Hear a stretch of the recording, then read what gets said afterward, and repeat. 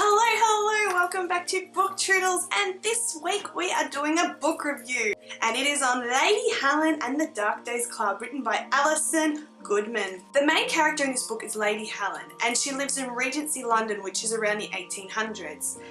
When she goes to the palace to meet Queen Charlotte and be presented to her, she meets Lord Carlston, who has a reputation because apparently he killed his wife. Helen starts feeling things and extra energy, and she can't quite work out what it is. Apparently her mother had gone mad in the past and was seen as a traitor in society. So this book sort of talks about Helen's struggle between propriety and this new ability that she's developed. This book really reminds me of The Infernal Devices and a little bit of Pride and Prejudice and Zombie. So if you haven't read the book, I suggest you go and read it now. It is amazing. I'm actually going to give my thoughts on the book now, which may contain spoilers. Helen is a really interesting character because her parents died when she was young, and so she went to live with her aunt and uncle. Her mother was seen as a traitor because apparently she went mad, but she never knew the reason why. So she was determined not to follow in her mother's footsteps. I really liked how in the mythology Alison created this unique look at sort of demons or the evil that lives in the world. How the evil feeds on humans' basic natures to gain their strength, and they call that glutted. I'm saying that right. It develops 3 whips, and these whips are pure energy and they can kill a receiver. So when they're fighting, they've got to be really careful that they don't receive a whip in the chest because that will kill them. So Helen has to learn how to fight, but being a lady, it's extremely hard to have a one-on-one time with Lord Carlston. So they have to devise ways for her to be able to meet him and to learn different things about what a receiver does. It's almost like little espionage, sending notes. Going with Lady Margaret and her brother so that she was escorted so that she could meet Carlston, which was really good. And I love that because it's keeping with the times. Unmarried women couldn't just go and meet a man by themselves. That wasn't the done thing, and if you were seen with someone who wasn't your husband, you would fall from grace basically. I really love the relationship between Darby and Helen. It was really lovely to see how Darby just believed anything that Helen would tell her without too much prejudice and was willing to sacrifice herself and keep Helen safe throughout the story, and I absolutely loved their relationship. I really like the character of Lord Carlston, whose name is William. He is surrounded by a lot of mystery, especially early on in the story. I love that even though he is seen as extremely scandalous and he's looked down upon in society, he still walks up to the party. He's like, yep, I'm here.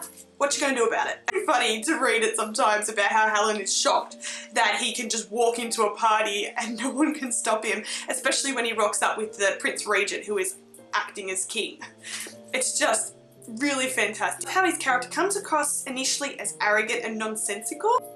I love it when a character's walls are broken down over the course of a story, which what happened to Lord Carlston because of Lady Helen and what they go through within the story. Now moving on to some questions I had about the book.